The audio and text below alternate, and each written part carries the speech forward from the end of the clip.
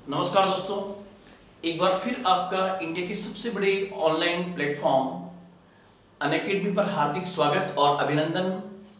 आज की हम अंतर्राष्ट्रीय संबंधों की इस क्लास में एक और महत्वपूर्ण टॉपिक लेने के लिए जा रहे हैं जिसका नाम है भारत फ्रांस संबंध। फ्रांस यूरोप का एक बहुत ही महत्वपूर्ण देश है। यूरोप का दूसरा सबसे बड़ा देश फ्रांस है, रूस के बाद में। और वर्तमान में भारत और फ्रांस के जो संबंध हैं वो तेज गति से बहुत बेहतर होने के लिए जा रहे हैं, इंडिया फ्रांस रिलेशंस जो है। इसलिए आज हम भारत फ्रांस संबंधों को अंतरराष्ट्रीय आईआर के पॉइंट से देखेंगे। साथ ही साथ मेरा जो दायित्व है, मेरी जो रेस्पॉन्सिबिलिटी है वो है कि आप किस प्रकार यूपीएससी प्री में मेरी क्लास से क्वेश्चंस को ट्रेस कर पाओगे। वो मेरा उत्तरदायित्व है कि उस समय आपको फीलिंग आए कि यार वाकई सर ने हमारे लिए कुछ किया था। तो यहां पर मैं आपको बता दूं कि भारत फ्रांस को हम अंतरराष्ट्रीय संबंधों के दृष्टिकोण से तो पढ़ेंगे, लेकिन यूपीएससी प्री को ध्यान में रखते हुए हम सबसे पहले जो स्टार्टिंग करेंगे वो करेंगे भारत फ्रांस संबंधों की इतिहास की, कि किस प्रकार हमारे ऐतिहासिक रिलेशन शुरू हुए, ऐतिहासिक संबंध। दूसरा, एक हम थोड़ा सा फ्रेंच रिवॉल्यूशन को भी एक लाइन में लेंगे, फ्रांसीसी क्रांति को, फ्रेंच रिवॉल्यूशन को। उसके बाद फ्रांस की भौगोलिक स्थिति जो है, geographical position of France, France की भौगोलिक स्थिति को भी हम बहुत बेहतर तरीके से तैयार करने का प्रयास करेंगे।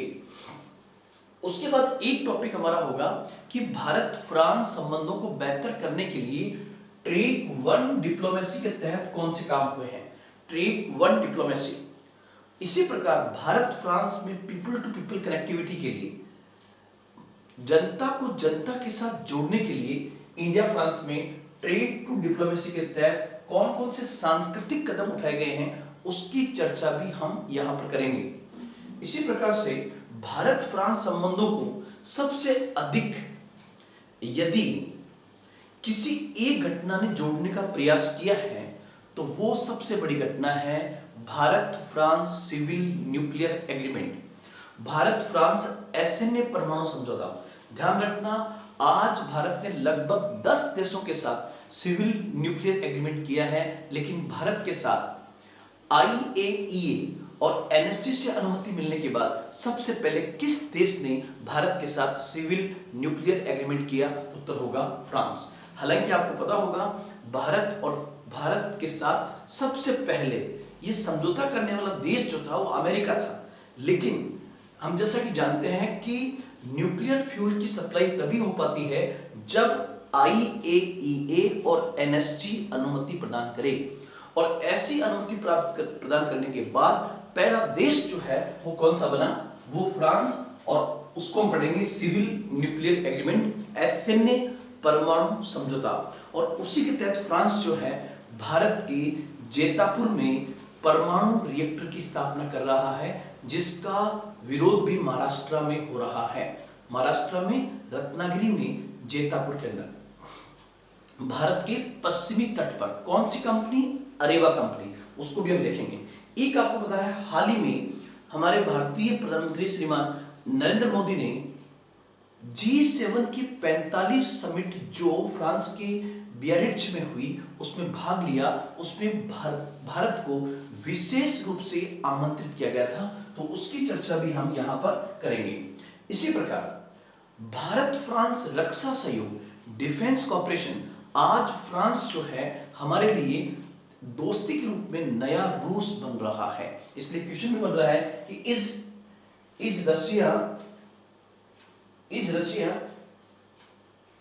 France new Russia for India? Is France new Russia for India?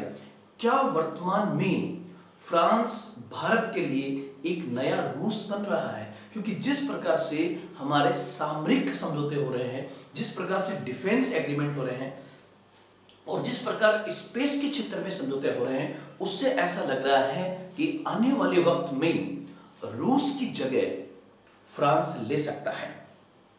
एक पॉइंट हमारा होगा भारत फ्रांस डिफेंस जो है जिसके अंदर आपको पता होगा राफेल समझौता जो है, जिसको लेकर 2019 के चुनाव तक प्रभावित हुई 36 राफेल विमान जो भारत फ्रांस से खरीद रहा है, उसका पहला फाइटर प्लेन राफेल के रूप में हमें मिल चुका है। तो उसकी चर्चा भी हम यहां पर करेंगे। तो सबसे डिफेंस के अंदर राफेल को आप ध्यान रखेंगे।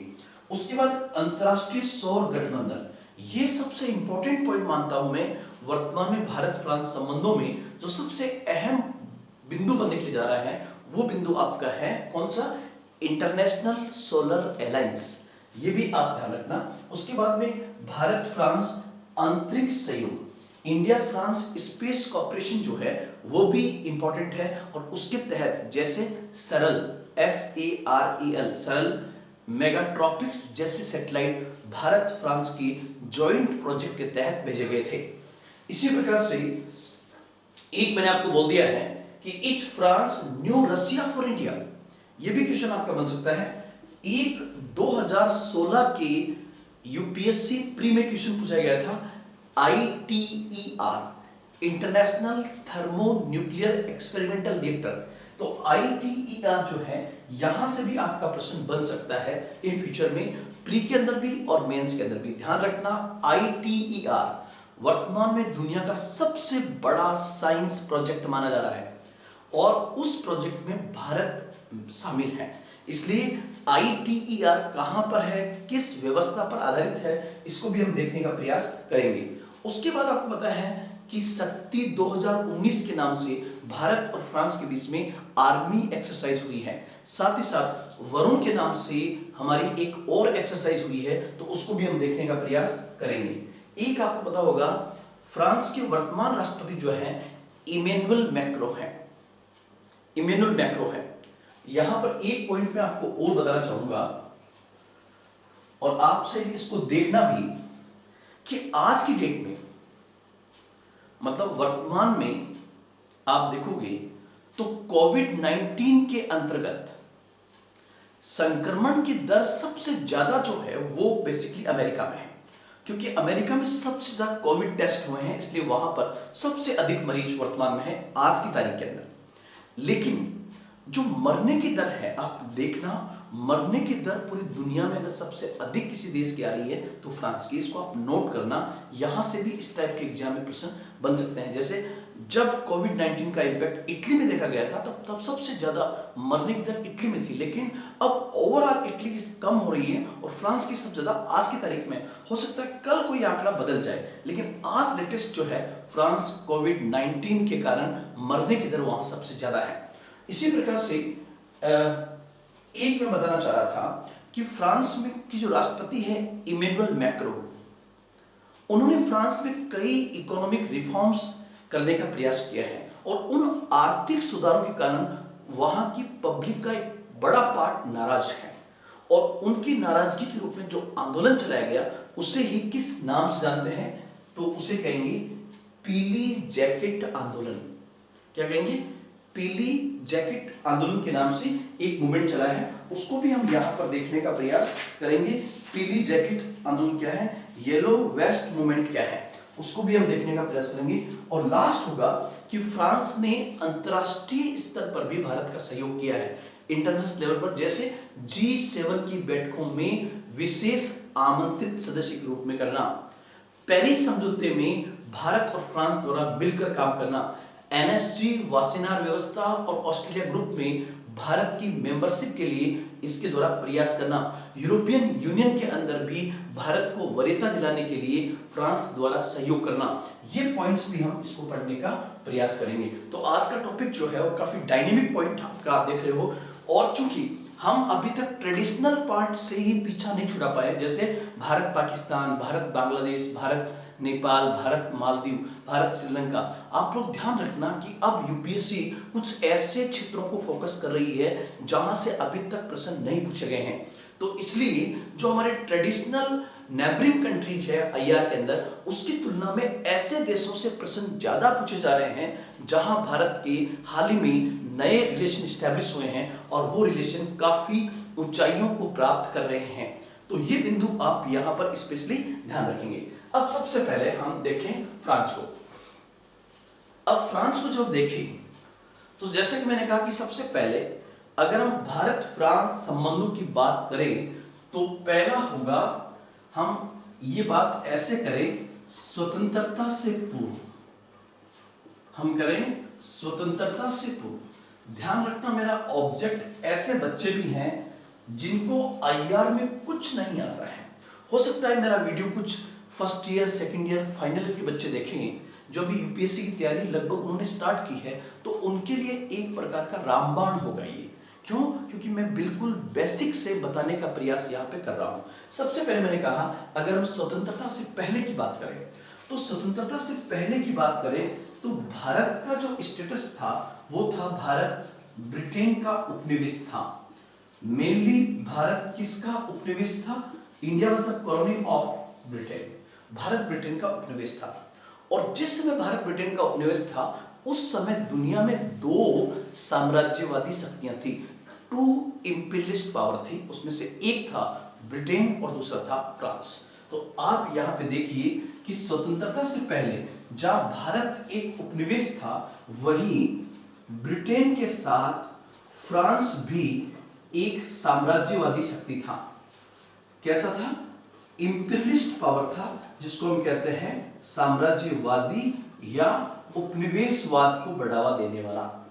इसलिए हमारा जब राष्ट्रीय आंदोलन चल रहा होगा तो उस राष्ट्रीय आंदोलन के दौरान हमने उन तमाम देशों का विरोध किया जो उपनिवेश को स्थापित कर रहे थे। तो पहली बात हमने स्वतंत्रता से पहले देखी कि स्वतंत्रता से पहले भारत फ्रांस के रिलेशंस ज्यादा एस्टेब्लिश नहीं हुए।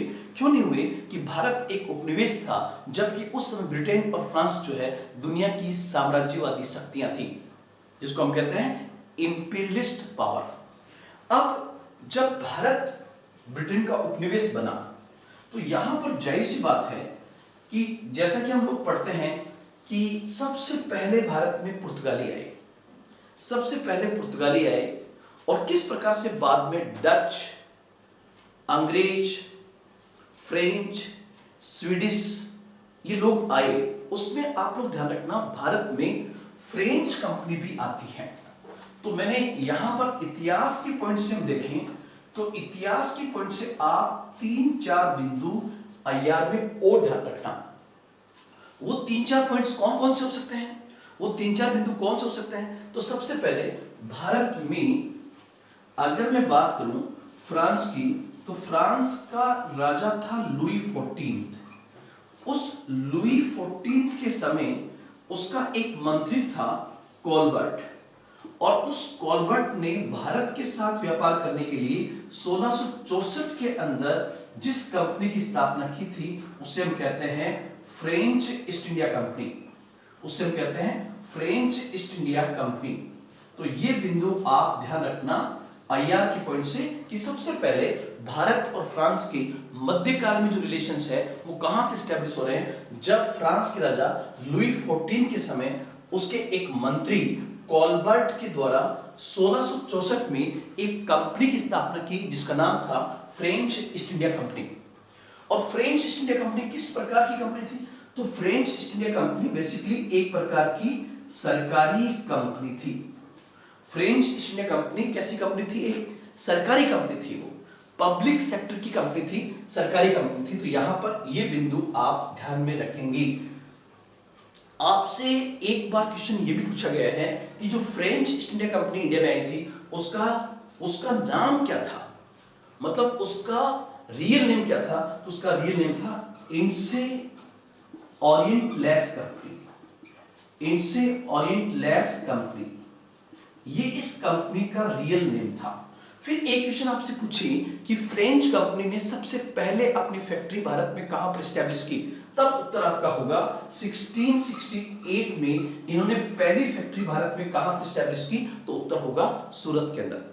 उत्तर होगा सूरत के अंदर। इसी प्रकार से उसके बाद कहां पर की? तो 1669 में मसूलीपट्टनम के अंदर एस्टैब्लिश की गई थी। उसके बाद आपसे पूछे कि भारत में फ्रेंच कंपनी का हेडक्वार्टर कहां पर था? तो भारत में फ्रेंच कंपनी का हेडक्वार्टर जो था वो बेसिकली पांडिचेरी में था, जिसे आज की तारीख में पुदुचेरी कहते हैं। और एक क्वेश्चन अभी लेटेस्ट एक एग्जाम में पूछा गया था, क्योंकि फ्रांसीसियों के पास पांडिचेरी 1954 तक रहा, 1954 तक रहा। इसलिए आज भी आप पुदुचेरी जाओगे तो वहां पर जितना भी भवन बना हुआ है उसका जो आर्किटेक्ट है वो फ्रेंच कल्चर के आधार पर है। इसलिए आपसे पूछे कि भारत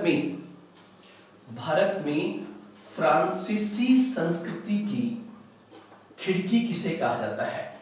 अगर आपसे क्वेश्चन ये पूछे कि भारत में फ्रांसीसी संस्कृति की खिड़की किसे कहा जाता है तो उत्तर होगा पुदुचेरी को कहा जाता है, पांडिचेरी को कहा जाता है, जिसका वर्तमान नाम पुदुचेरी है।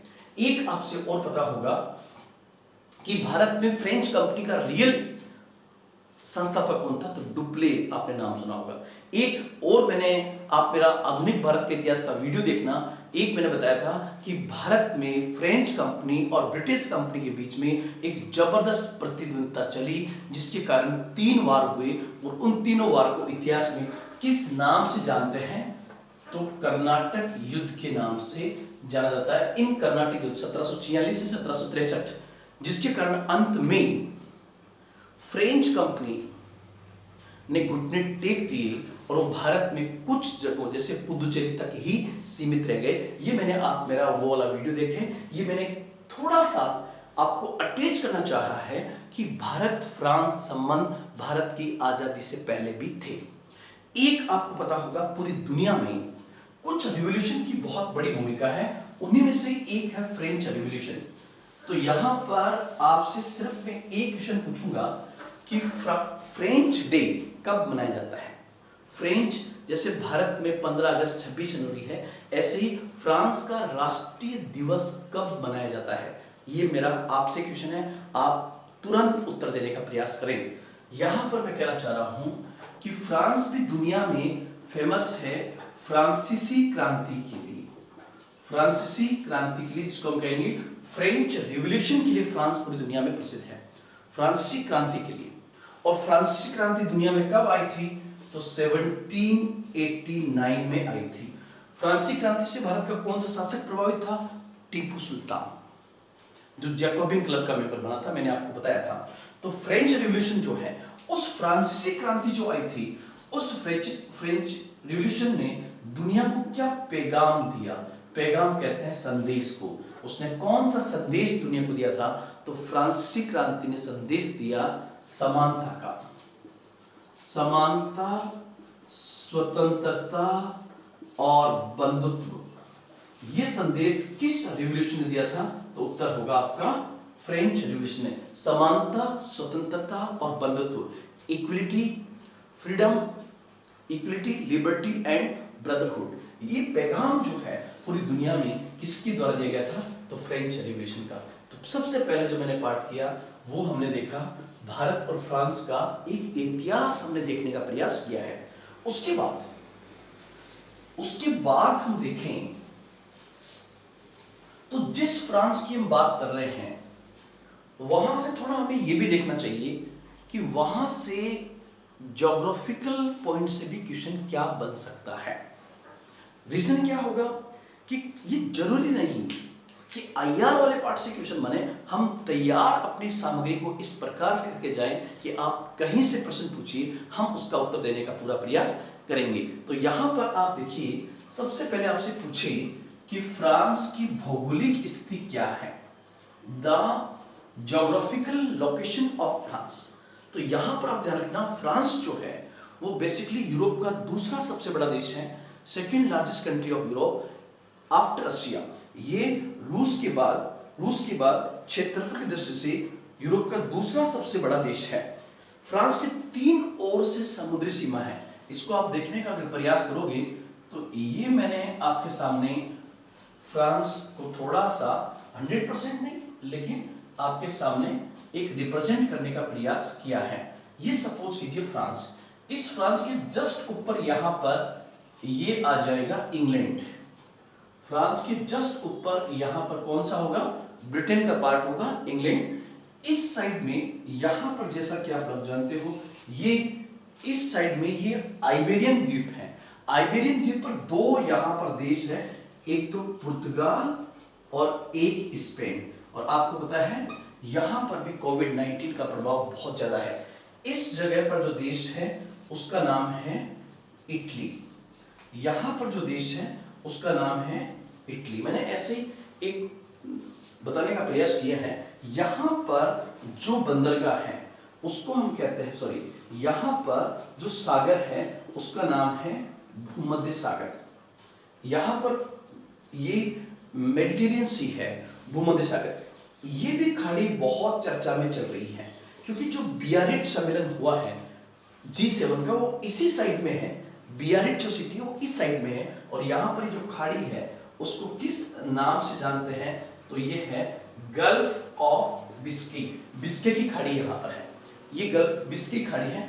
यहाँ पर ये आएगा इंग्लिश चैनल, यहाँ पर ये इंग्लिश चैनल है, और ये जो पार्ट आप देख रहे हो ये बेसिकली उत्तरी सागर है, नॉर्थ सी है। फिर यहाँ पर ये बेल्जियम और नीदरलैंड, उसके बाद में यहाँ पर जो देश आएगा वो कौन सा होगा, जर्मनी, और यहाँ पर ये थोड़ा सा पार्ट इसका स्विट्जरलैंड के साथ भी है, स्विट्जरलैंड के साथ भी है।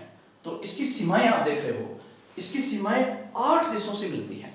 इसकी सीमाएं जो है वो कितने देशों के साथ मिल रही है, तो इसकी सीमा जो है वो 8 देशों के साथ मिलती है। ये भी आपको यहाँ पर ध्यान रखना है। कौन से देश, Belgium, Luxembourg, Germany, Italy, Switzerland, Spain, Monaco और अंडोरा, इन देशों से इसकी सीमा मिलती है। अब हम आगे बढ़े और ये देखने का प्रयास करें कि जो फ्रांस है, ये फ्रांस, एक बार यूपीएससी 2006 में क्वेश्चन पूछा गया था कि फ्रांस को इंग्लैंड से, मतलब ब्रिटेन से अलग करने वाली जलसंधि का नाम क्या है। तो यहां पर जो जलसंधि है वो है डोवर जलसंधि। यहां पर जो वाटर स्टेट है उस वाटर स्टेट का नाम क्या है, डोवर वाटर स्टेट है।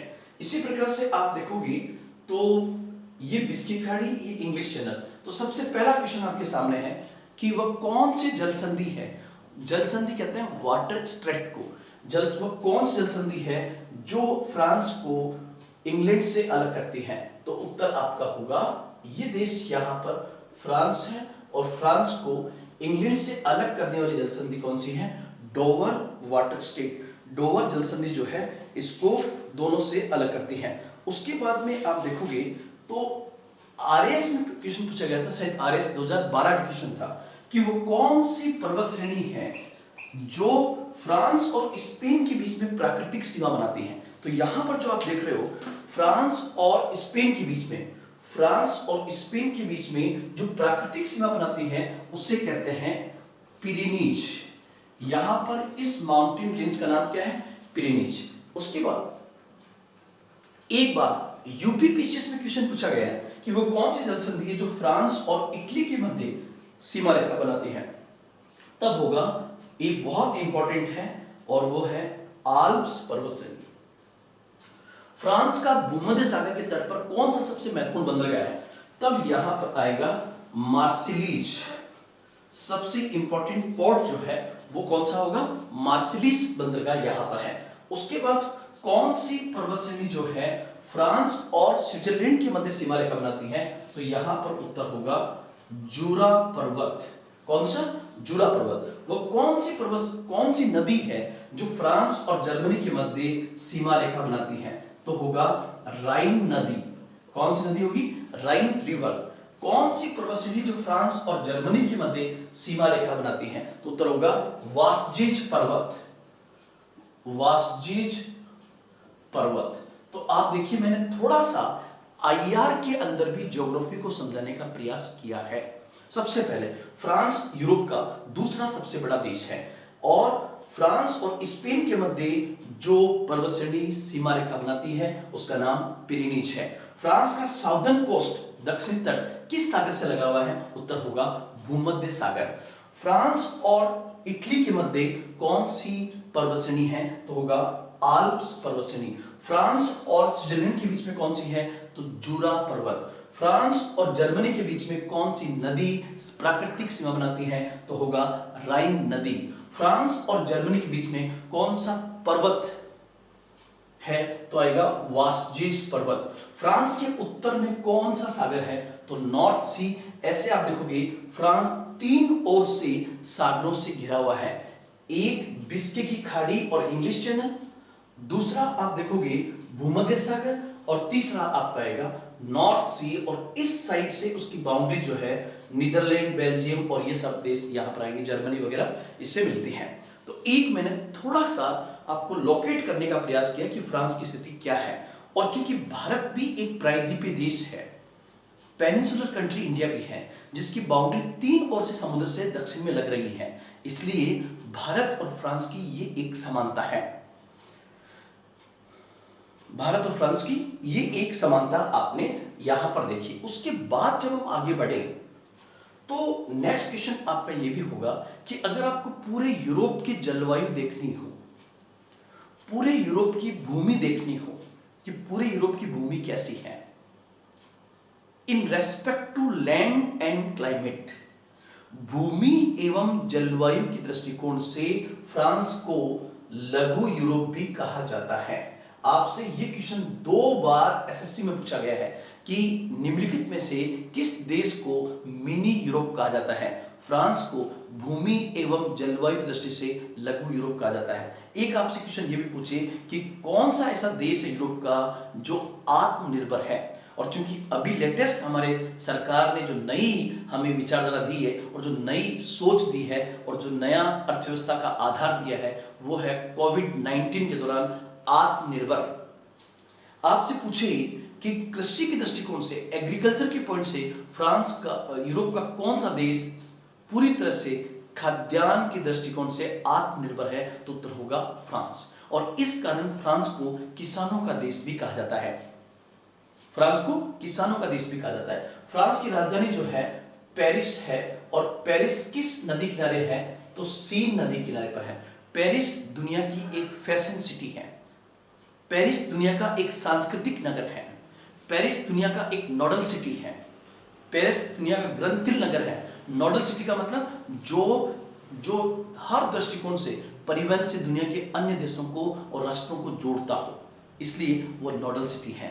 सांस्कृतिक नगर, दुनिया की हर संस्कृति यहां पाई जाती है, Africa, north America, south America. और फ्रांस का ऐसा कौन सा क्षेत्र है जिससे ओवरसीज डिपार्टमेंट ऑफ फ्रांस कहा जाता है, तो आएगा फ्रेंच गुयाना, जो दक्षिण अमेरिका महाद्वीप में है, और वहीं पर फ्रांस का एक प्रक्षेपण केंद्र है जो दुनिया का सबसे आइडियल लॉन्चिंग सेंटर माना जाता है। नाम बताइए कौन सा होगा। फ्रांस का प्रक्षेपण केंद्र फ्रांस से दूर दक्षिण अमेरिका महाद्वीप में। साउथ अमेरिका कॉन्टिनेंट अगर आपने देखा हो तो दक्षिण अमेरिका महाद्वीप में यहां पर जो है ये फ्रेंच गुयाना है, और फ्रेंच गुयाना का कोरू प्रक्षेपण केंद्र किस देश का है, तो फ्रांस का होगा। तो ये मैंने आपको एक छोटा सा ब्रीफ करने का प्रयास किया आईआर के पॉइंट में कि यहां से ज्योग्राफिकल क्वेश्चन क्या बन सकता है। अब हम आगे बढ़ें।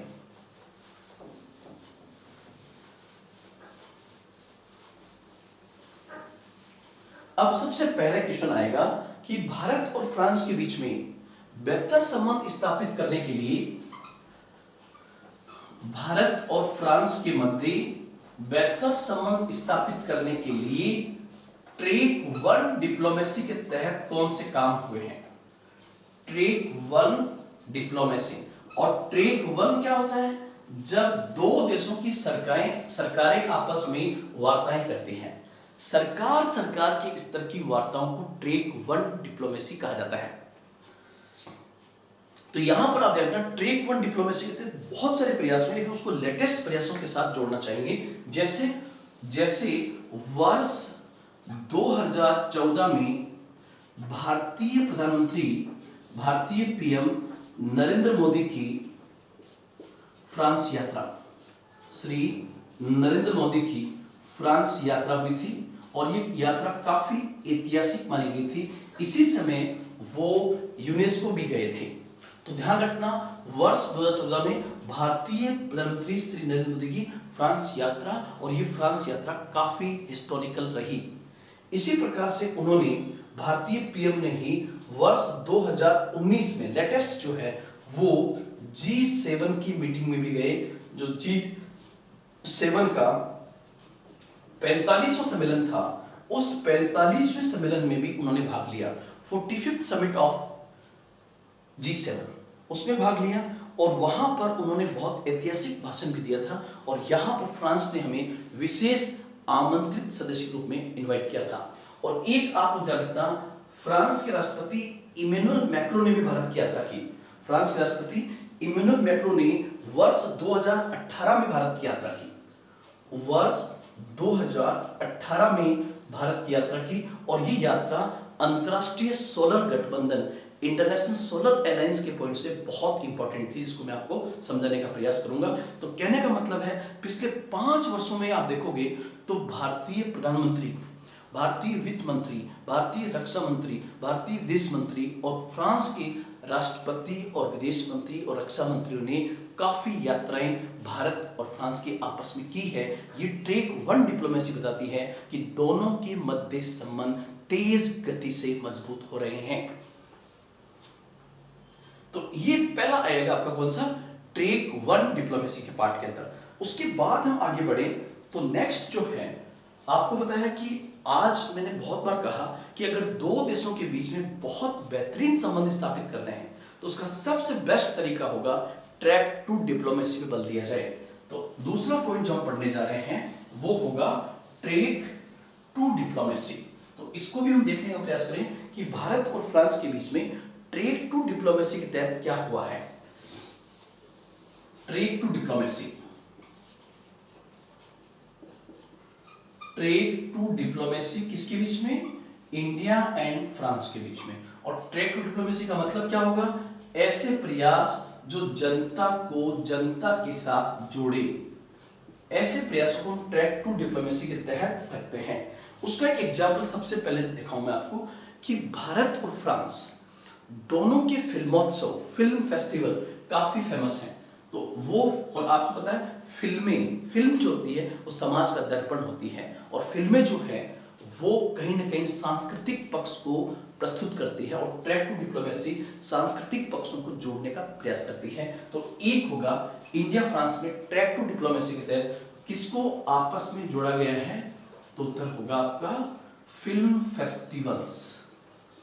फिल्म फेस्टिवल्स को आपस में जोड़ना किया है। जैसे भारत का फेमस जो है वो है गोवा फिल्मोत्सव, और जब गोवा फिल्म फेस्टिवल होता है जो भारत का सबसे बड़ा फिल्म फेस्टिवल है, उस दौरान फ्रांस के कई अभिनेताओं को और हीरोइंस को भारत में इनवाइट किया जाता है ताकि वो सांस्कृतिक रूप से भारत के साथ में जुड़ सके। तो एक होगा गोवा फिल्मोत्सव, और जो फ्रांस का फेमस फिल्मोत्सव है वो है कान फिल्म फेस्टिवल, कान फिल्मोत्सव। और आप लोग देखना, अगर नहीं देखा हो तो इस बात से नोट करना कि कांस फिल्म फेस्टिवल जब होता है तब भारत के कई हीरो हीरोइन जैसे ऐश्वर्या राय, प्रियंका चोपड़ा, आपने देखा होगा, ये सब लोग जो है कान फिल्मोत्सव को अटेंड करने जरूर जाते हैं, और ये बेसिकली भारत फ्रांस को सांस्कृतिक रूप से जोड़ने का काम करते हैं। तो सबसे पहले मैंने कहा फिल्म फेस्टिवल्स के माध्यम से।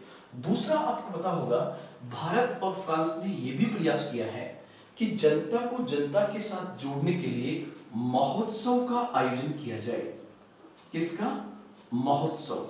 महोत्सव कहते हैं फेस्टिवल्स को, महोत्सव कहते हैं फिर फेस्टिवल्स को। जैसे इसके 2 पार्ट हम कर सकते हैं कि हम पहले चरण में, पहला चरण जो है उसमें फ्रांस में बनाए भारतीय महोत्सव, फ्रांस में बनाए भारतीय महोत्सव, इंडियन फेस्टिवल इन फ्रांस। और दूसरा भारत में फ्रांस महोत्सव, भारत में फ्रांस महोत्सव, ये भी बहुत इंपॉर्टेंट है महोत्सव के रूप में। जैसे आपको पता है 2016-17 के रूप में फ्रांस में भारतीय महोत्सव को मनाया गया, नाम दिया गया नमस्ते फ्रांस। नमस्ते फ्रांस मतलब नमस्ते जो है वो किसका प्रतीक है, भारत का। और नमस्ते हम कहां कहेंगे, भारत में या फ्रांस में, फ्रांस में जाके नमस्ते फ्रांस। तो इससे ये एक संकेत जाएगा, नमस्ते का सांकेतिक रूप भारत, मतलब भारत अभिवादन कर रहा है किसका, फ्रांस का। और एक होगा बेजोर इंडिया, मतलब फ्रांस का भारत में फ्रांस का महोत्सव। बेजोर इंडिया के नाम से, बेजोर इंडिया के नाम से। ये भी आपको ध्यान रखना ट्रैक टू डिप्लोमेसी का पार्ट है। जैसे अभी अमेरिका के साथ होता है नमस्ते ट्रंप, हाउडी मोदी, ऐसे ही यहां पर आप देखोगे तो नमस्ते फ्रांस और बेजोर इंडिया इसके पार्ट है, और ये आपका आएगा Bharat France track two diplomacy का पार्ट होगा। कुछ चीजें हो सकता है मेरे से रह गई हो, लेकिन चूंकि मैंने काफी बड़ा पार्ट कवर किया है, इसलिए आप इससे काम चलाना बहुत बेहतर तरीके से, ये चीजें आपको आनी भी चाहिए। उसके बाद हम आगे बढ़े तो नेक्स्ट पॉइंट होगा आपका, नेक्स्ट पॉइंट जो है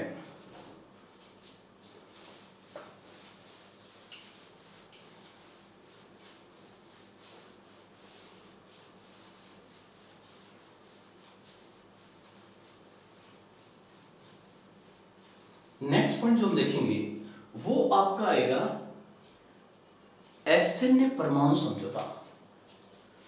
नेक्स्ट पॉइंट जो होगा वो आपका होगा एसएनए परमाणु समझौता, जिसको हम कहते हैं सिविल न्यूक्लियर एग्रीमेंट। ये मैंने एक पहली क्लास हुई थी उसमें पूरा समझाने का आपको प्रयास किया था। सिविल न्यूक्लियर एग्रीमेंट, एसएनए परमाणु समझौता। आप लोगों को थोड़ा सा मैं वापस रिपीट कर देता हूं। एसएनए और सैन्य में अंतर होता है।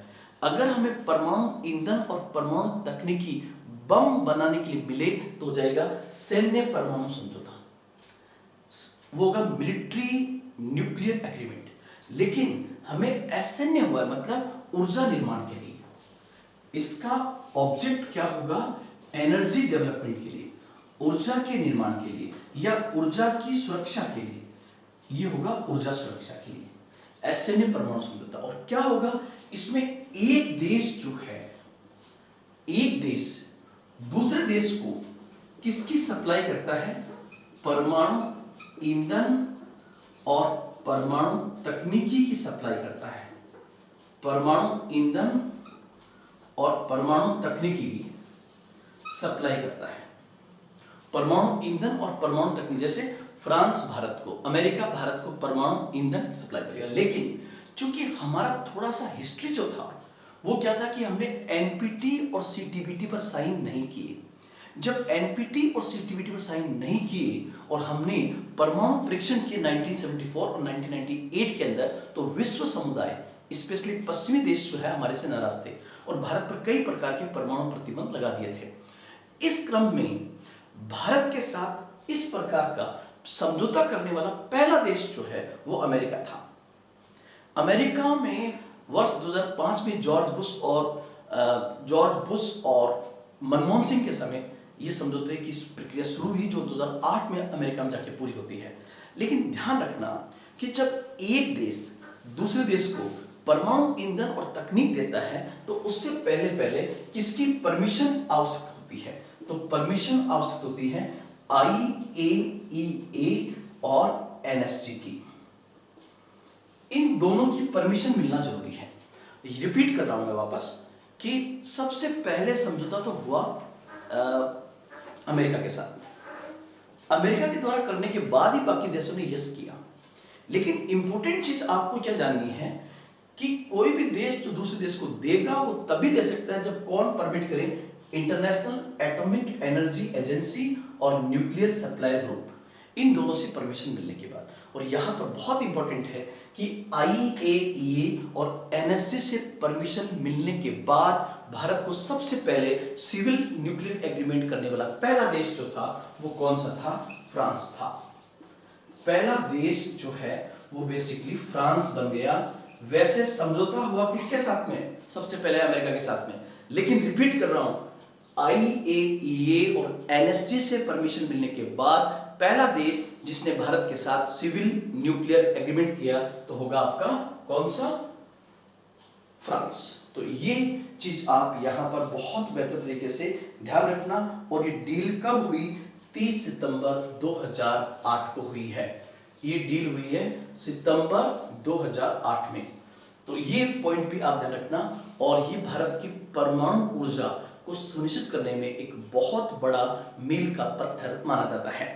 यहां से हम आगे बढ़े तो एक क्वेश्चन आपका और बन सकता है कि इसी एग्रीमेंट में तय हुआ कि फ्रांस जो है वो भारत में परमाणु रिएक्टर की स्थापना करेगा।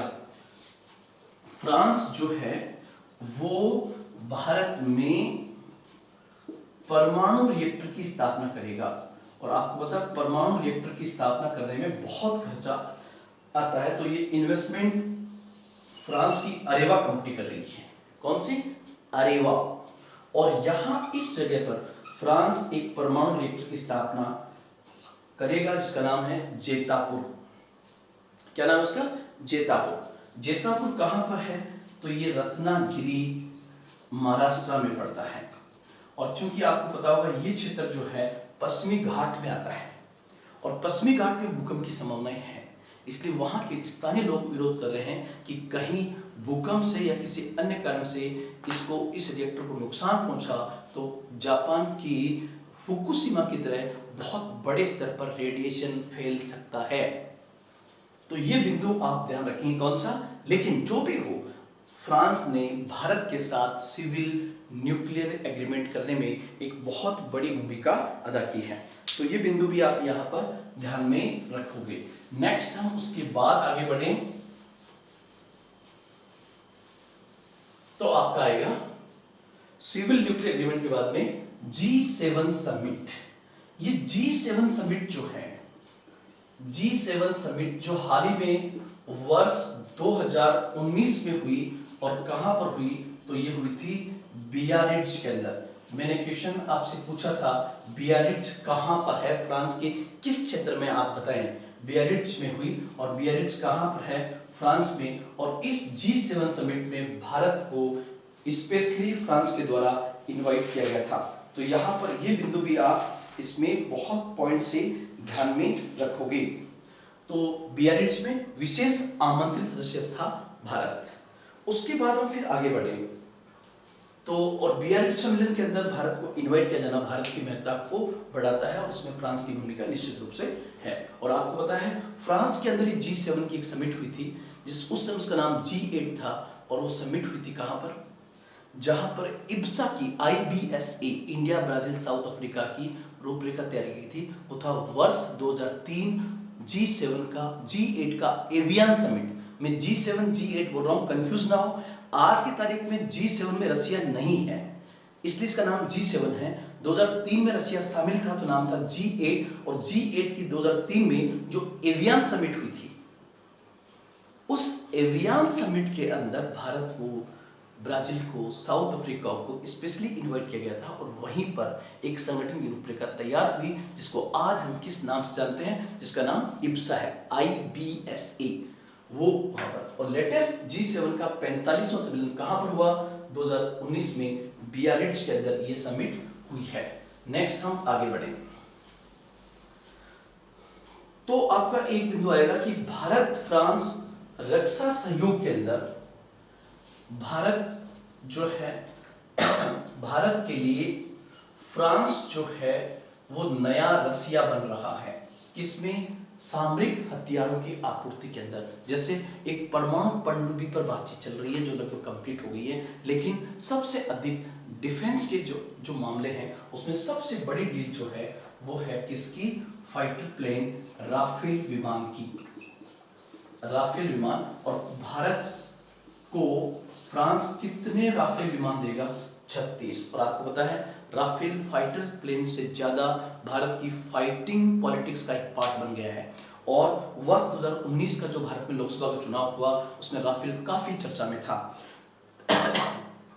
मेरा आपसे क्वेश्चन है, मैं कमेंट बॉक्स में लिखूंगा, राफेल का निर्माण कौन सी कंपनी कर रही है? आप इसका कमेंट बॉक्स में जवाब दें। और अभी लेटेस्ट भारत को एक राफेल विमान मिल गया है, एक डिलीवरी हो गई है जिसको लेने के लिए भारतीय रक्षा मंत्री राजनाथ सिंह जो है वो फ्रांस गए थे और आपने पूरा एपिसोड देखा होगा कि किस प्रकार से राफेल विमान दिया गया। अब उसके आगे हम बढ़े तो ये डिफेंस के अंदर आपका आएगा राफेल वाला। हम उससे आगे बढ़े तो एक बहुत इंपॉर्टेंट पॉइंट है और वो है अंतरराष्ट्रीय सौर गठबंधन।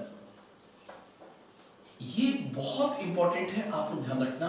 पूरे इस टॉपिक का सबसे इंपॉर्टेंट पॉइंट है ये अंतरराष्ट्रीय सौर गठबंधन, जिसको हम कहते हैं इंटरनेशनल सोलर अलायंस के नाम से जाना जाता है। अंतरराष्ट्रीय सौर गठबंधन के नाम से इसको जाना जाता है। ये क्या है, इसको हम देखने का प्रयास करते हैं।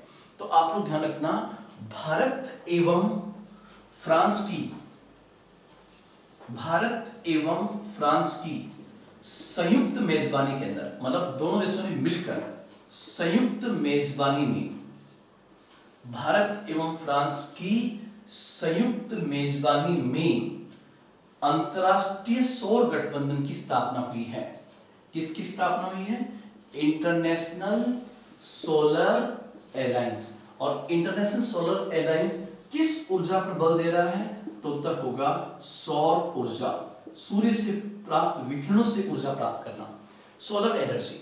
और ध्यान रखना, वर्तमान में जिस प्रकार से परंपरागत ऊर्जा स्रोतों से पेट्रोल, डीजल, केरोसिन, कोयला, ये फॉसिल्स हैं जिसको हम जीवाश्म ईंधन भी कहते हैं, इनसे पर्यावरण प्रदूषण का बहुत अधिक खतरा है। इसलिए वैकल्पिक ऊर्जा स्रोतों पर बल दिया जा रहा है। और वैकल्पिक ऊर्जा स्रोतों में सबसे बड़ा ऊर्जा स्रोत बन के उभर रहा है तो solar energy and wind energy, पवन ऊर्जा। और भारत और फ्रांस ने संयुक्त रूप से सोलर एनर्जी पर बल दिया है ताकि जो पेरिस एग्रीमेंट हुआ है ग्लोबल वार्मिंग को कंट्रोल करने के लिए, उसको भी दिया जा सके। क्योंकि जीवाश्म ईंधन से कार्बन डाइऑक्साइड या ग्रीन हाउस गैसों की मात्रा में बढ़ोतरी हो रही है, इसलिए उसका विकल्प के लिए हमें स्पेशली ऐसे एनर्जी स्रोत पर काम करना होगा जिससे ग्लोबल वार्मिंग को रोका जा सके। और अगर हमने सोलर एनर्जी पे काम कर लिया, सौर ऊर्जा के ऊपर, तो हम निश्चित रूप से पेरिस समझौते का भी पालन कर सकेंगे और प्लस ग्लोबल वार्मिंग और जलवायु परिवर्तन को रोक सकेंगे। ये बिंदु भी होगा। तो आपसे पूछे कि भारत ने जो इंटरनेशनल सोलर अलायंस बनाया है वो किस देश की मेजबानी में बनाया है? तो उत्तर होगा फ्रांस की मेजबानी के अंदर। और इसके लिए आपको पता है बाकायदा पहला सम्मेलन नई दिल्ली में 11 मार्च 2018 हुआ। इसका जो पहला सम्मेलन था, पहला सम्मेलन, इसकी जो फर्स्ट समिट है वो हुआ है 11 मार्च 2018 को हुआ, जिसमें स्पष्ट रूप से हमारे भारतीय पीएम और फ्रांस के राष्ट्रपति ने इसमें भाग लिया। ध्यान रखना, सबसे पहले सूर्य से प्राप्त रोशनी, सूर्य की प्राप्त रोशनी से हम अगर ईंधन प्राप्त करते हैं तो सोलर एनर्जी आएगी। और इसमें 121 संभावित देशों में से 61 देशों ने स्पष्ट रूप से इस पर हस्ताक्षर कर दिए हैं। तो यहां पर ध्यान रखना, वर्तमान में भारत और फ्रांस को अगर कोई सबसे ज्यादा जोड़ रहा है तो वो है इंटरनेशनल सोलर अलायंस। अब ये तो हुआ आपका आईआर के पॉइंट से अंतरराष्ट्रीय सौर गठबंधन। अंतरराष्ट्रीय सौर गठबंधन से रिलेटेड क्वेश्चंस आपके क्या आ सकते हैं? आपको पता है कि जिस प्रकार से अंतरराष्ट्रीय सौर गठबंधन को स्थापित करके भारत ने 100 से अधिक देशों को जिस प्रकार से इस अलायंस से जोड़ा है कि वो सोलर एनर्जी बल देखे, इससे हमारे प्रधानमंत्री श्रीमान नरेंद्र मोदी की प्रशंसा पूरे वर्ल्ड में हो रही है। किस लिए? कि उन्होंने वैकल्पिक ऊर्जा स्रोतों पर बहुत बेहतर तरीके से काम करने का प्रयास किया है। क्वेश्चन नंबर 1, श्रीमान मोदी को, भारतीय पीएम को किस पुरस्कार से नवाजा गया है इस प्रकार के अलायंस को बनाने के बाद? तो उत्तर होगा आपका चैंपियंस ऑफ द अर्थ। वर्ष 2018 का champions of the earth prize किसको दिया गया है? तो चैंपियंस ऑफ द अर्थ जो पुरस्कार है वो बेसिकली हमारे प्रधानमंत्री श्रीमान नरेंद्र मोदी को वर्ष 2008 का दिया गया है। वर्ष 2018 का champions of the earth prize भारतीय प्रधानमंत्री श्रीमान नरेंद्र मोदी को दिया गया। क्यों दिया गया? उन्होंने जो वैकल्पिक ऊर्जा स्रोतों में सोलर एनर्जी में जो वर्क किया है उसके लिए। और किसने दिया है? तो ये बेसिकली यूएनईपी, संयुक्त राष्ट्र पर्यावरण कार्यक्रम, यूनाइटेड नेशन एनवायरमेंटल प्रोग्राम का एक प्राइज है जो भारतीय पीएम को दिया गया है। इसी प्रकार से एक क्वेश्चन पूछे कि भारत सरकार ने राष्ट्रीय स्तर पर किस योजना को शुरू किया है ताकि सोलर एनर्जी पर बल दिया जा सके, तो होगा अटल ज्योति योजना। ध्यान रखना आप लोग, कौन सी योजना होगी? अटल ज्योति योजना। इसमें उत्तर में आएगा अटल ज्योति योजना। फिर आपसे क्वेश्चन पूछे कि भारत का वो कौन सा हवाई अड्डा है जो पूरी तरह से सौर ऊर्जा से संचालित है, और ये पहला ऐसा अंतरराष्ट्रीय हवाई अड्डा है जिसे हाल ही में यूनाइटेड नेशन एनवायरमेंटल प्रोग्राम ने उसको सम्मानित भी किया है। भारत का एकमात्र ऐसा कौन सा बंदरगाह है जो पूरी तरह से सोलर एनर्जी से संचालित हो रहा है, तो होगा केरल का कोच्चि बंदरगाह। कौन सा? केरल का कोच्चि एयरपोर्ट जो है पूरी तरह से सोलर एनर्जी पर आधारित है। ये एग्जाम में क्वेश्चन पूछा जा सकता है। तो हम आगे बढ़े। उसके बाद में जो नेक्स्ट क्वेश्चन आ सकता है,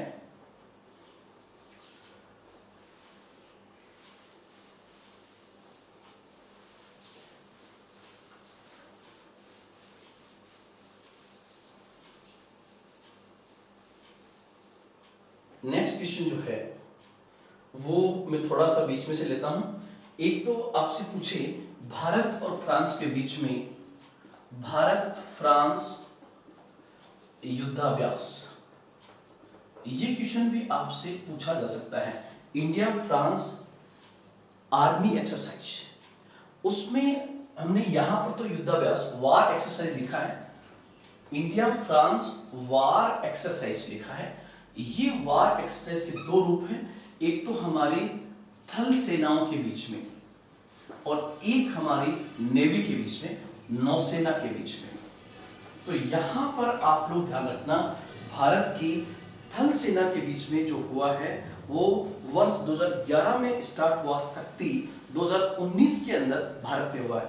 थल सेना भारत फ्रांस के बीच में किस नाम से होता है, तो होता है शक्ति के नाम से, SHAKTI।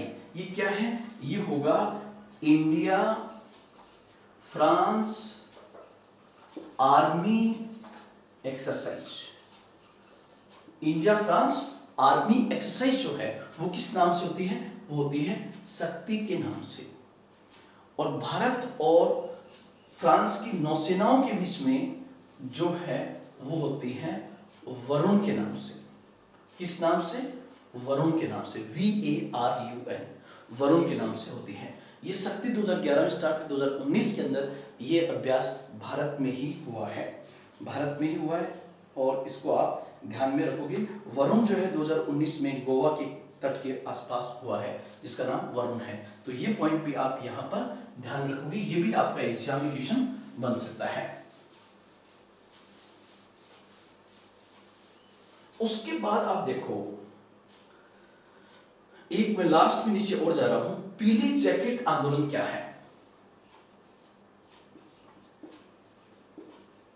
पीली जैकेट आंदोलन क्या है?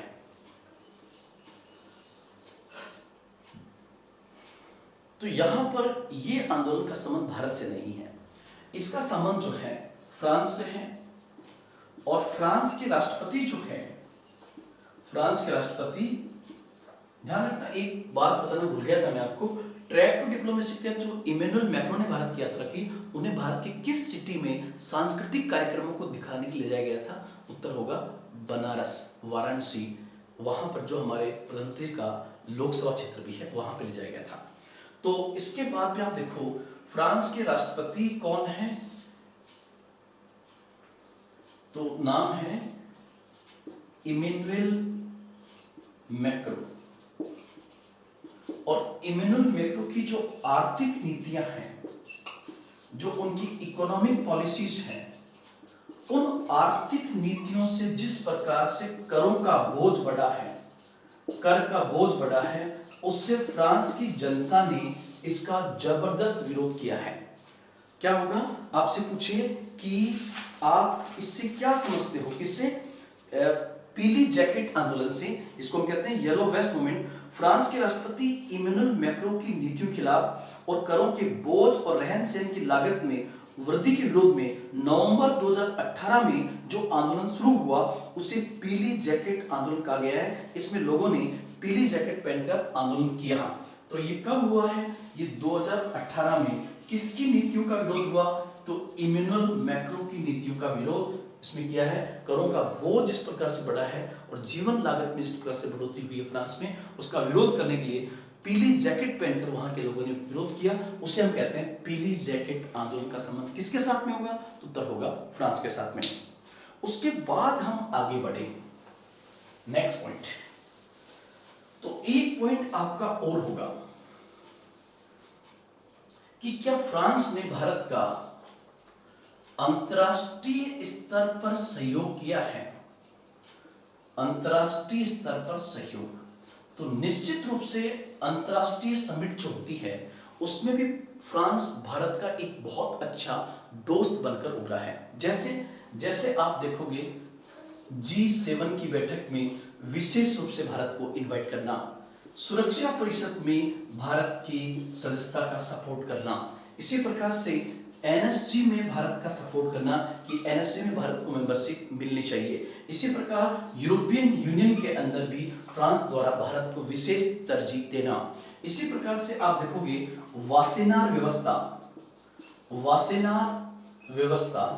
ऑस्ट्रेलिया समूह, वासेनार व्यवस्था, ऑस्ट्रेलिया समूह, MTCR आदि में मेंबरशिप दिलाने के अंदर भी फ्रांस की अहम भूमिका रही है। तो ये बिंदु भी आप ध्यान रखो जिसमें अंतरराष्ट्रीय स्तर पर सहयोग के अंदर। उसके बाद हम आगे बढ़ें।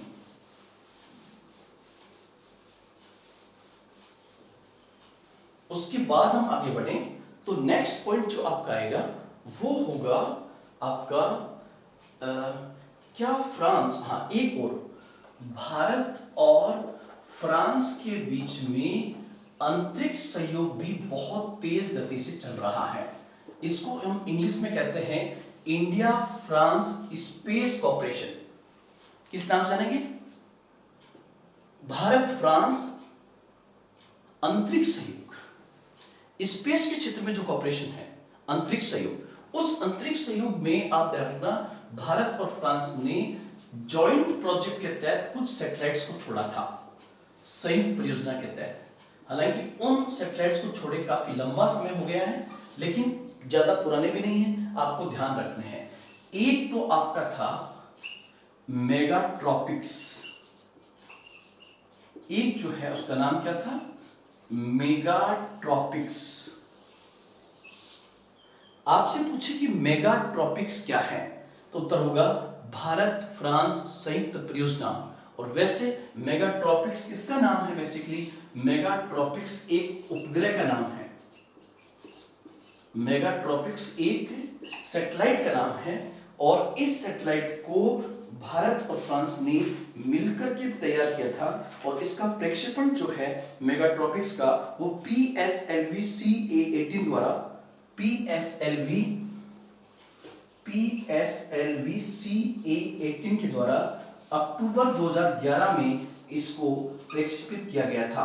और इस सैटेलाइट का मेन ऑब्जेक्ट क्या है? तो नाम से ही पता लग रहा है क्या?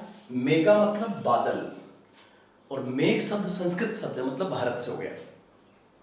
और ट्रॉपिक्स का मतलब यहां पर है ट्रॉपिकल एरियाज, मतलब उष्ण कटिबंधीय क्षेत्र। तो क्या होगा उत्तर आपका? उष्ण कटिबंधीय क्षेत्रों में बादलों की स्थिति का अध्ययन करने के लिए भारत और फ्रांस ने मिलकर जिस सैटेलाइट को छोड़ा उसका नाम है मेगाट्रॉपिक्स। कब छोड़ा गया था? अक्टूबर 2011 में। किसके द्वारा? भारत के द्वारा बनाया गया था, दोनों के द्वारा मिलकर। उसका छोड़ने वाले प्रक्षेपण यान का नाम क्या था? PSLV C-18 के द्वारा। और मेन ऑब्जेक्ट क्या है? तो उद्देश्य होगा आपका क्या कि ट्रॉपिकल एरियाज में बादलों की स्थिति का अध्ययन करना, ताकि हम मानसून के बारे में और बेहतर अभिव्यक्ति कर सकें। ये पॉइंट आपका इसमें आएगा। उसके बाद में एक आपका आएगा सरल क्या है। ये भी क्वेश्चन आपसे पूछा जा सकता है कि सरल क्या है। सरल क्या है? तो सबसे पहले सरल भी ध्यान रखना, भारत फ्रांस की संयुक्त परियोजना है, joint project of India and France. और वैसे सरल है क्या? तो सरल बेसिकली एक उपग्रह का नाम है। सरल एक उपग्रह का नाम है। इस सरल का पूरा नाम जो है वह है satellite with Argos and AltiKa. SARAL का पूरा नाम क्या है? Satellite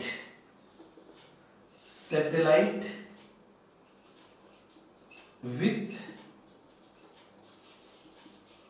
एर्गोस and AltiKa. ये एर्गोस और एल्टिका क्या है, ये आपको साइंस टेक वाले सर बताएंगे आपको ये क्या है, लेकिन मैंने आपको इसका पूरा नाम समझाने का प्रयास किया। Satellite with Argos and AltiKa. Satellite with Argos and AltiKa एक सैटेलाइट का नाम है जो बेसिकली भारत फ्रांस की संयुक्त परियोजना है। ये इसरो और CNES ने मिलकर तैयार किया था। और कब छोड़ा गया था? PSLV-CA के द्वारा 25 फरवरी 2013 को ये छोड़ा गया है। 25 फरवरी 2013 को PSLV-CA कैटेगरी द्वारा छोड़ा गया था। और सरल का उद्देश्य क्या है? बहुत इंपॉर्टेंट। सरल का ऑब्जेक्ट क्या है? तो सरल का ऑब्जेक्ट है समुद्र के बढ़ते जल स्तर का अध्ययन करना। जिस प्रकार से ग्लोबल वार्मिंग और क्लाइमेट चेंज के कारण जो ग्लेशियर्स पिघल रहे हैं, ग्लेशियर्स पिघलने के बाद नदियों में पानी की मात्रा बढ़ रही है, कहीं पर तूफान आ रहे हैं, कहीं पर भारी बारिश आ रही है। इसके कारण समुद्र का जो बढ़ता जल स्तर है उसका अध्ययन करने के लिए भारत और फ्रांस ने मिलकर जिस सैटेलाइट को छोड़ा उसी का नाम है क्या? सरल। उसी का नाम है सरल। तो यहाँ पर ये भी पॉइंट आप ध्यान रखना। और ये कॉपरेशन किसमें बता रहा है? India France space cooperation, Bharat France अंतरिक्ष सहयोग के बीच में ये बता रहा है। उसके बाद हम आगे बढ़ेंगे।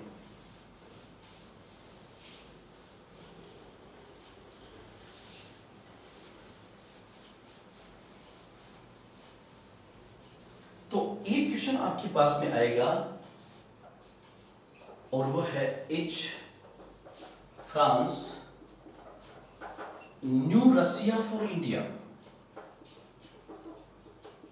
ये क्वेश्चन आपसे पूछा जा सकता है। क्या फ्रांस भारत के लिए नया रूस बन रहा है? नया रूस का मतलब क्या है कि USSR और बाद में उसके उत्तराधिकारी देश रसिया ने भारत के रक्षा सहयोग में, भारत के आर्थिक सहयोग में, भारत के सामरिक सहयोग में, भारत के संगठन स्तर पर सहायता करने में, भारत के सांस्कृतिक संबंधों को मजबूत करने में और भारत का ऊर्जा सुरक्षा सुनिश्चित करने में रूस की बहुत बड़ी भूमिका थी। लेकिन 1990 के बाद में कहीं ना कहीं इंडिया रशिया के बीच में वो रिलेशन स्टैब्लिश नहीं हो सका जो सोवियत संघ के साथ में था। हालांकि 2000 के बाद में स्टैब्लिश करने का प्रयास भी किया, उसका नतीजा भी है ब्रिक्स। लेकिन जिस प्रकार भारत की आजादी के बाद सोवियत संघ ने हमारा हर क्षेत्र में सहयोग किया था, तकनीकी क्षेत्र में, आर्थिक क्षेत्र में, तो क्या फ्रांस भारत का नया रूस बन रहा है? मतलब एक नया ऐसा दोस्त जो 1950 के बाद जो भूमिका USSR और उसके बाद जो रशिया ने की थी भूमिका, क्या उस भूमिका को वर्तमान में फ्रांस निभा रहा है? तो मेरे इस लेक्चर से आपको पता लग गया होगा कि फ्रांस जिस प्रकार स्पेस में, एनर्जी के अंदर, कल्चरल के अंदर, स्ट्रेटजिकल के क्षेत्र में, डिफेंस के क्षेत्र में, एनर्जी के क्षेत्र में जो सहयोग कर रहा है, उससे निश्चित रूप से फ्रांस भारत के लिए एक नए रूस के रूप में एक नया दोस्त उभर रहा है। और भारतीय प्रधानमंत्री के भाषण को भी आप देखेंगे तो वहां पर ये स्पष्ट रूप से बात झलकती है, is France new Russia for India. तो इसको आप मुझे लिखकर दिखाना कि इसका उत्तर आप कैसे बताओगे। उसके बाद में एक लास्ट पॉइंट आपका और बचा हुआ है, और वो क्या है? वो वहां से क्वेश्चन 2016 में पूछा गया था। और क्वेश्चन आपका जो पार्ट बन रहा है वो है ITER। ये बहुत इंपॉर्टेंट है। ITER सबसे पहले क्वेश्चन पूछे कि ITER क्या है, तो इसका पूरा नाम है इंटरनेशनल थर्मोन्यूक्लियर एक्सपेरिमेंटल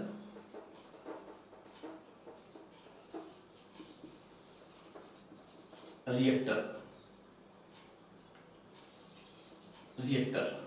तो सबसे पहले इसका पूरा नाम जो है वो आपने देखा कि ITER क्या है, इंटरनेशनल थर्मोन्यूक्लियर एक्सपेरिमेंटल रिएक्टर जो है इसका पूरा नाम है।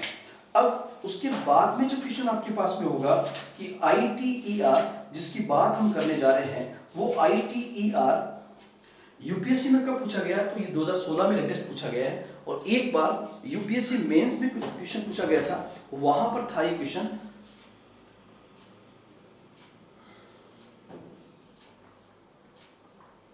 वहां पर क्वेश्चन किस रूप में था, तो वहां पर पूछा गया लघु सूर्य परियोजना से आप क्या समझते हैं, मिनी सन प्रोजेक्ट से आप क्या समझते हैं, वहां पर इस रूप में था। तो सबसे पहले तो हम देखें कि ITER दुनिया की सबसे बड़ी वैज्ञानिक परियोजना है जिसमें 20 बिलियन यूरो खर्च होगा। कितना? 20 बिलियन यूरो खर्च होने की संभावना है, जो दुनिया के सबसे बड़े साइंस प्रोजेक्ट में से एक है ITER। बहुत इंपॉर्टेंट, ध्यान रखना। अब आपसे दूसरा क्वेश्चन होगा कि ITER जो कॉन्सेप्ट है ये बेसिकली लॉन्च कब हुआ था, तो ITER का कॉन्सेप्ट आया 1985 में, लेकिन उस समय देशों ने इसमें इतना सीरियसली भाग नहीं लिया, इसलिए उस पर काम नहीं हुआ। लेकिन गंभीरता पूर्वक इस कॉन्सेप्ट पर काम कब हुआ है, तो गंभीरता पूर्वक बात करें तो गंभीरता पूर्वक जो है इस कॉन्सेप्ट पे काम हुआ है 2006 से, 2006 से इस पर काम होना शुरू हुआ है। तो सबसे पहले आपसे पूछे कि ITER का पूरा नाम क्या है, इंटरनेशनल थर्मोन्यूक्लियर एक्सपेरिमेंटल रिएक्टर। ये रिएक्टर कहां पर स्टैब्लिश किया जा रहा है, तो उत्तर होगा दक्षिणी फ्रांस के अंदर। आप देखिए 2016 में जो क्वेश्चन पूछा गया तो बहुत इजी पूछा गया है। 2007 में यूपीएससी में क्वेश्चन पूछा गया था ITER की स्थापना कहां की जा रही है, उत्तरी फ्रांस, दक्षिणी फ्रांस, जर्मनी और स्विट्जरलैंड। मतलब फ्रांस में, लेकिन वहां पर भी डाल दिया कि उत्तर में या दक्षिण में, तो ध्यान रखना दक्षिणी फ्रांस के अंदर। और जो जगह है उसका नाम है कडार्से। कडार्से एक जगह है जहां पर इस रिएक्टर की स्थापना की जा रही है। अगर ये रिएक्टर बन गया तो ये धरती पर एक सूरज का काम करेगा, इसलिए इसको नाम दिया गया है लघु सूर्य परियोजना। लघु सूर्य परियोजना, मिनी सन प्रोजेक्ट का नाम इसको दिया गया है। लघु सूर्य परियोजना का नाम इसको दिया गया है लघु सूर्य परियोजना। ये धरती पर एक छोटा सा सूर्य होगा, और कहां पर स्टैब्लिश किया जा रहा है, तो दक्षिणी फ्रांस में कडार्से नामक जगह पर स्टैब्लिश किया जा रहा है। और उसके बाद में ध्यान रखना ये दुनिया की सबसे बड़ी वैज्ञानिक परियोजना है। इसके मेंबर्स की बात करें कि ITER प्रोजेक्ट में कौन कौन शामिल है, तो ITER प्रोजेक्ट में जो मेंबर है उसमें सबसे बड़ा मेंबर तो EU है, मतलब यूरोपियन यूनियन है। और आपको पता है यूरोपियन यूनियन एक बहुत बड़ा संगठन है, और इसमें जितना खर्च होगा उसका 40% तो अकेला कौन देगा, EU देगा। इसके अलावा इसमें कौन कौन है, तो जापान भी है, अमेरिका भी है, रसिया भी है, साउथ कोरिया भी है, चाइना भी है, और भारत भी है। इसके अलावा अगर मैं कुछ नाम भूल रहा हूं तो European union, Japan, China, USA, India, south Korea और रसिया। मतलब ये है 1 2 3 4 5 6 7 जो है उसमें एक, हाँ, स्विट्जरलैंड भी इसका मेंबर है।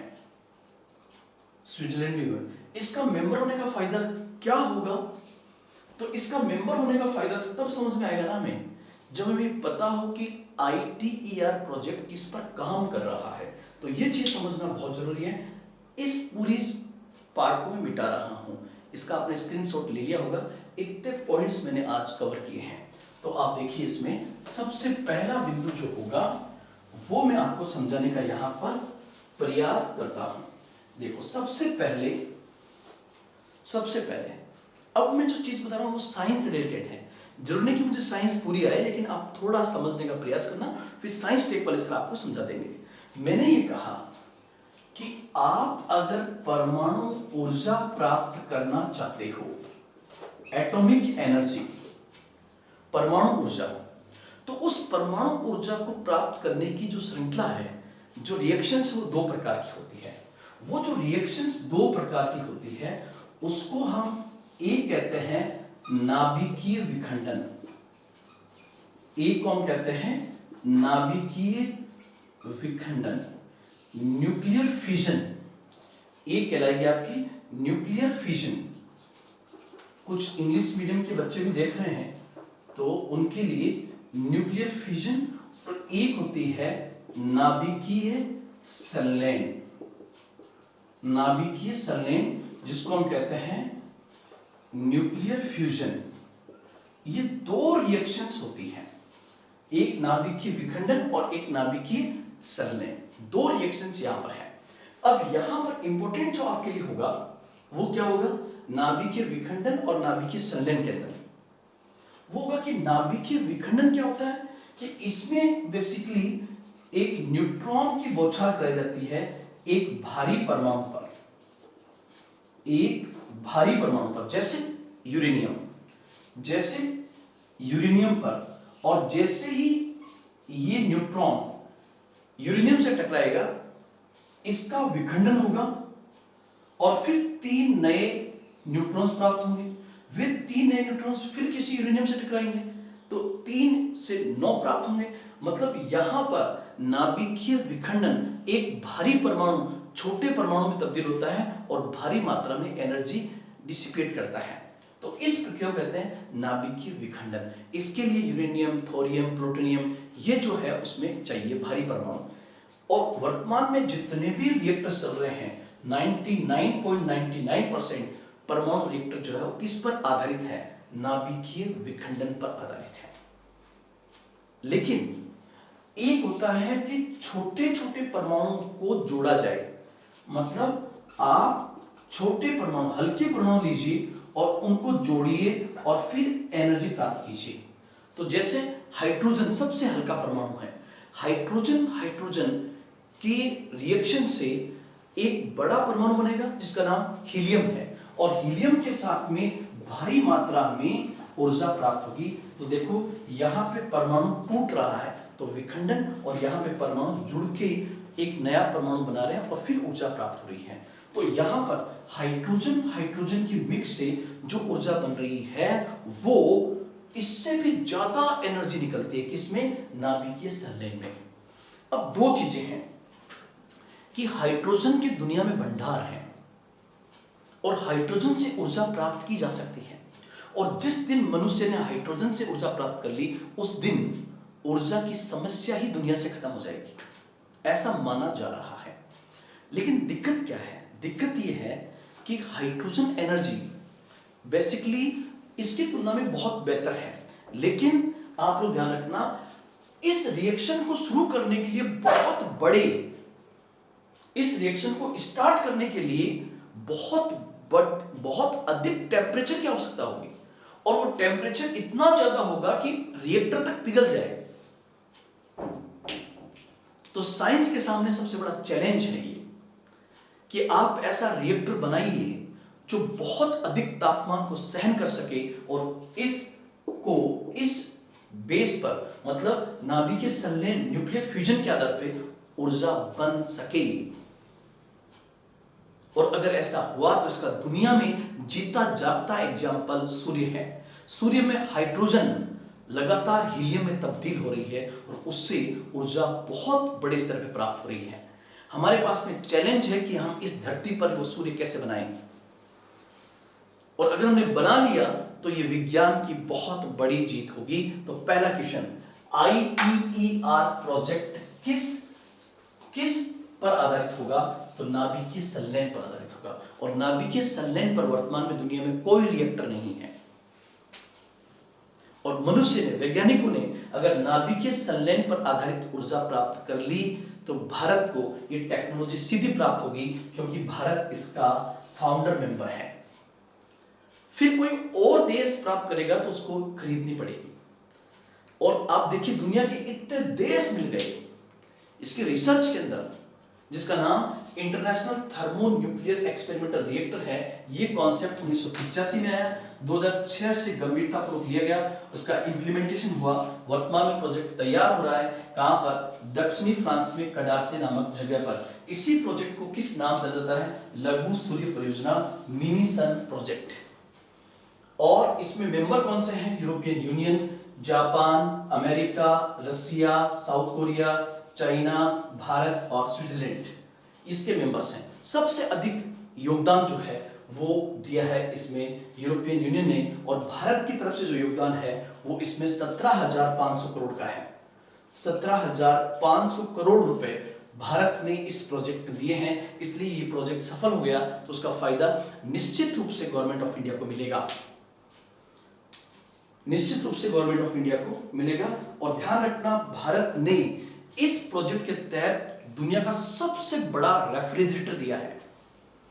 सबसे बड़ा फ्रिज इस प्रोजेक्ट के लिए किस देश ने दिया है? उत्तर होगा भारत के द्वारा। तो ये पॉइंट ध्यान रखना। और अभी 2018 में क्वेश्चन पूछा, सॉरी यूपीएससी प्री 2016 में आप देखना इससे बेसिस क्वेश्चन क्या आया है, आरएस में क्या आया है, आपको मैंने सब चीजें यहां पर बता दी है। दक्षिणी फ्रांस में ये भूमध्य सागर के किनारे पर है। तो आज ये हमारा पार्ट था इंडिया फ्रांस। कल हम फिर एक नए टॉपिक के साथ मिलेंगे। आज इतना ही। जय हिंद, जय भारत।